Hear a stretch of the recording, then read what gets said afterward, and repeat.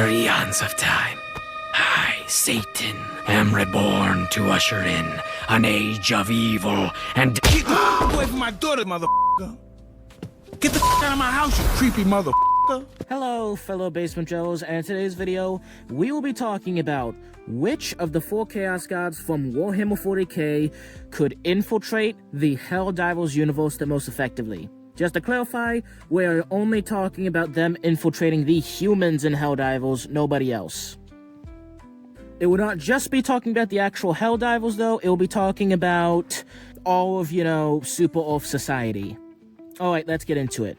Now, one thing to note, right?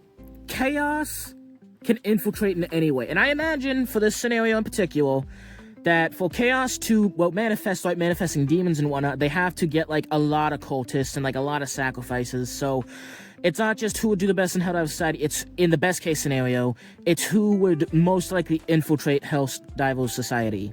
Or Super Earth Society, I should say. And at the bottom of the list is Slaanesh. Now, Slaanesh is at the bottom of the list, not just because you need a fucking CO1 permit to, get down and busy. Because Slaanesh is a lot more than that. Slaanesh is all about excess. For example, I could see her corrupting a Helldiver, because this Helldiver is excessive and he takes way too much pride in, defending Super Earth. That's kind of how they got the Emperor's Children. The thing is, though, a Helldivers are not actually going to be the best to infect with corruption due to the fact they get broken in half every 5 seconds. So it would have to be a normal Super Earth soldier, which I could see something like that happening, but also normal... The thing about Helldivers, right? It's a fairly fascist government. It's not a fully fascist government, but it has a lot of fascist elements. In the ingredients that make up the fucked up government known as Super Earth, fascism is a big ingredient in that. And so I imagine their actual army would be kept really close. They'd keep a really close eye on them.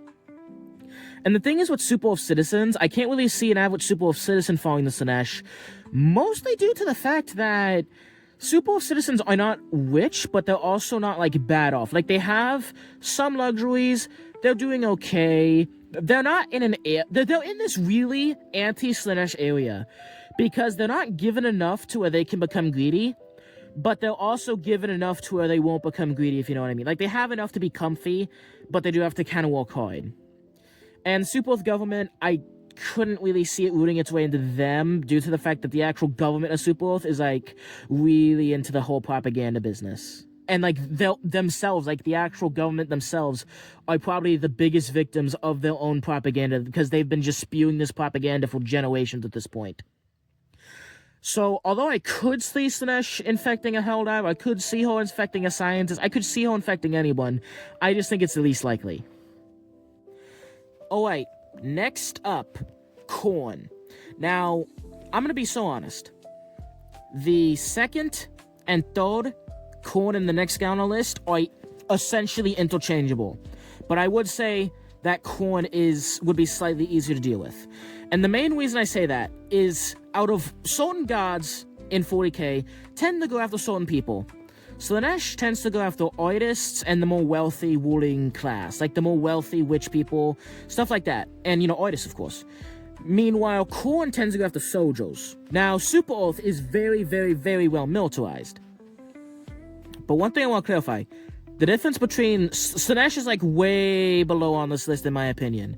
The other 3 gods have a much, much higher chance. So Khorne is doing way more... It's kind of Khorne's doing way, way more damage than... don't get me wrong, there's a chance Slaanesh does better. But in my opinion, Khorne and all the other gods are way above Slaanesh in this scenario. The thing is, though, essentially, Khorne goes after the military. It's soldiers, warriors, that's who Khorne wants. The problem is, all of Super Earth is trained and are soldiers, but they're also, really indoctrinated in Super Earth. And they tend to be a bit bloodthirsty, but the main reason... So on paper, Khorne should be number 1, because this is a fairly bloodthirsty society. But the thing is, though, this is a very loyal society, this is a fairly restrained society. They're not, gonna charge you head-on with axes like fucking barbarian. They're a very structured society. There's not much freedom. It's very structured and it's very like controlled rage.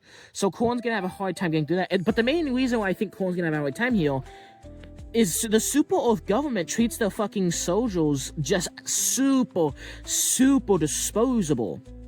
So a massive regiment get infected and begin succumbing to Khornite corruption. That's not the biggest deal, because I could honestly see the higher up seeing a couple regiments getting corrupted and literally just sending them all on suicide missions. A bunch of helldivers get corrupted, suicide missions. And even if the leadership doesn't figure it out, I could really see them just getting taken out normally, because helldivers are essentially like the SEAL Team 6, like the Delta Force of Super Oath. And they are fucking disposable trash who get thrown everywhere. Really well trained and really well equipped disposable trash. Like, helldivers are really good, right? But the thing is, the really good guys, like your most elite, like the cream of the crop, get fucking sent out like lambs to the slaughter without the Super Oath even giving a shit. So, even though we don't see that much of the normal army, yes, we do see a little bit of the like normal army, like the planetary defense forces and the, you know, city missions, but we don't really see like the actual big boy army or like the big boy navy. But I imagine they can't really be all that. They have to be disposable like the helldivers. Disposable, I mean. Yeah. So the only real thing though that I could see not being disposable would be like the navy, because ships of course hard to build, like the big ships to transport stuff and, you know, big warfighting ships. Thing is though, you're probably not going to get Khornite corrupted if you're a dude who loads artillery guns on a ship. You know what I mean? It's going to be more like the frontline soldiers. And to be fair, Khorne does not just get, you know, power from, you know, blood for the blood god melee. He gets, there is the blood pact. I could see a big, like, blood pact faction forming the helldivers. But that's the thing, Khornite cultists tend to be, like, out in the front. So, like, even if a bunch of helldivers and a bunch of normal army and normal navy were to be corrupted, they're just going to have all their supply lines shut off and they're going to be fucking hunted down and obliterated. Right? So even though Khorne's a lot worse than Slaanesh, and I could see him doing a lot more damage, due to the nature of Super Oath's military being very disposable, and the fact that Khorne tends to only go after military guys, at least for the most part, he can go after anybody, but I really only see him going after the military guys. I just don't think it's that good of a fit. Alright, next up on this list is Nurgle. Now, the thing is with Nurgle, I think, is going to have the hardest time to infiltrate Super Oath. I think Slaanesh would have an easier time, Khorne's gonna have an easier time, and Tzeentch gonna have an easier time. But if he actually does infiltrate Super Oath with a Chaos Cult, holy shit, that's gonna be really hard to deal with. Anytime we see Nurgle invade a planet nearby Fenris, a planet nearby Ultramoi. Those planets, if any other god invades a planet nearby Ultramoi, that Chaos God gets kicked off and the planet gets reclaimed. Nurgle invades a planet nearby Ultramoi, it gets fucking glassed because it's not even worth it. It's just covered in super AIDS and just like sentient cancer, if that's even possible. It's horrible. It's horrible. And so the reason why I think Nurgle would have the hardest time actually infiltrating society is because Nurgle essentially has a big sign in his front yard that says, "Send me your sick, your poor, and your downtrodden."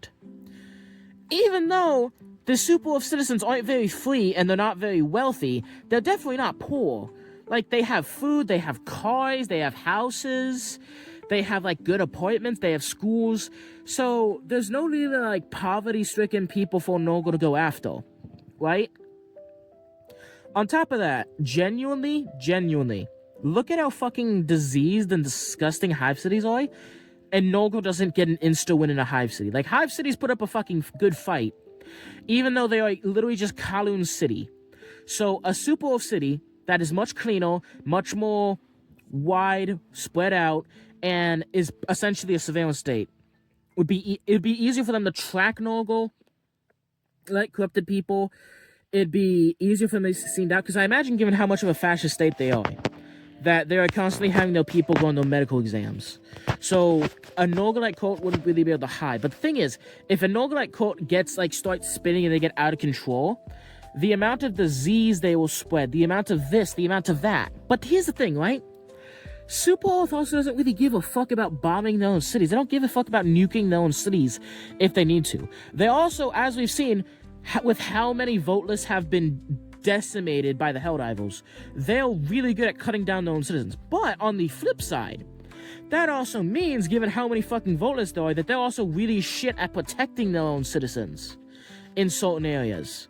So Nurgle is going to have a huge advantage when it comes to that. So I think that using the voteless as an example is a good reason why it's a good reason against Nurgle, but even a better reason, for Nurgle. So even though I think Nurgle have the hardest time infiltrating because he's all about you're sick, you're downtrodden. There's no really sick people, there's no really downtrodden in there. But if he starts spreading his magical disease, Super Earth is mega atheist. So if a Super Earth hospital or like a Super Earth military installation is infected by the disease that's half biological and half magic, where you both have to use rubbing alcohol and prayers to kill the disease, they're gonna have a really fucking hard time dealing with that. They're gonna have to go scorched earth. But then we go back to the Khorne analogy, where if they send in the military to fight them, and the military get infected, it's going to be fairly easy for Super Earth just to essentially kill off the military. Because again, the military, the Helldivers, everything are fairly expendable. Same thing with Super Earth cities. Everything Super Earth does is just to scale. It's to be easily replaced, to make more and more and more. And that's really going to help against Nurgle. So, even though if Nurgle gets like a good hold, if Nurgle even gets an okay hold on a planet, billions are gonna fucking die due to his diseases. Like, wipe out the whole planet, reanimate them as fucking zombies, right? But then I feel like Helldivers would be able to quarantine that. Like, even though anywhere the disease touches is gonna hold, I feel like the Helldivers would be able to quarantine it. And so even though they're gonna bleed a lot, I do feel like they would quarantine it. You know what I mean? I think the biggest issue would be, like, a bunch of the Navy guys getting infected and then being able to spread out everywhere. If that happens, then they could, in theory, win. But I feel like that's unlikely. I feel like the cultists get found really quickly, and they get executed really fucking quickly, and they're able to save the planet, or at least quarantine the planet, or just glass the planet. But there is a chance that they could win if they're able to spread out throughout all of, Super Earth society. But yeah, my money's on the Helldivers. But due to the fact that they have this win con, I will put them above Khorne. Alright. The god who I think would be able to influence and harm Helldiver society the most is Tzeentch. And the main reason I say that is because I feel like Tzeentch most likely would go after the scientists or maybe the ruling class of Super Earth. But I feel like most likely he would go after the scientists. And the reason that'd be fucking horrible is we already saw Super Earth scientists fuck around and find out when they had all these towels that were supposed to, stop the bugs from bleeding. And so they essentially were spreading these chemicals throughout those towels that was supposed to stop the bugs from bleeding. But they fucked up, and this essentially turbocharged the evolution and essentially created super hives. So, yeah. So bad to the point where Super Earth had to fucking destroy their own planets. Like, bro. Well, a planet, to be fair. Like, it was that bad. So imagine Super Earth scientists having Tzeentch whisper into their ear and accidentally opening a portal directly to the warp.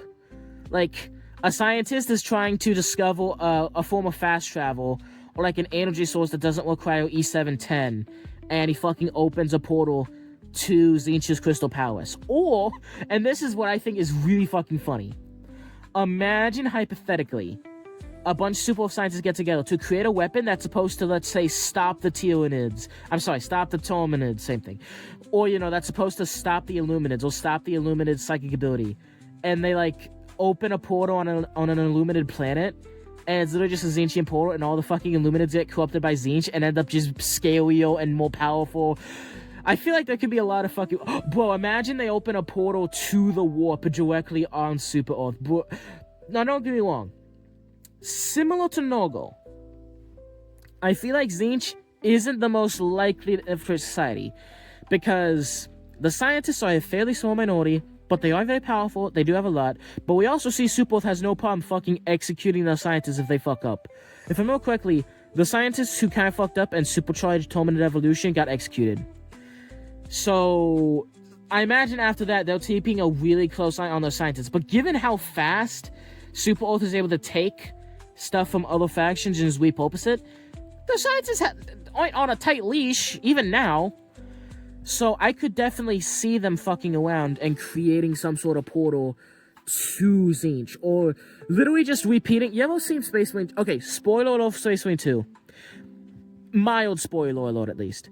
I could straight up see Project Aurora happening due to super scientists fucking around and being, you know, what's the word? Being like corrupted and just like, I don't even see like an actual chaos code. I just see them being like influenced by Tzeentch. And then when all the Tzeentchian bullshit happens, that's when the chaos cult starts spreading. But I see Tzeentch as a wild card as per usual, but I see him having the most likely to be able to destroy Super Wolf. Alright, one thing before I go. I have just started a second YouTube channel called Timeless Stories. The thing is though, I only do YouTube on my phone, and YouTube actively fucking despises the phone-only creators. So I was not able to like link my second channel normally, but I do have a playlist that has videos from that second channel, and you can, you know, find the channel that way. Please check out the video. I want to be a writer. I have a lot of interesting stories. At this moment, I only have 2 stories there, a YouTube short about the Zero War, and, you know, a long-form video about Empty Nation. Those are both original concepts I came up with, both alternate histories. Please check them out if you want to. Even if you don't, thank you for watching. God bless you, and I'll catch you in the next one. Peace out.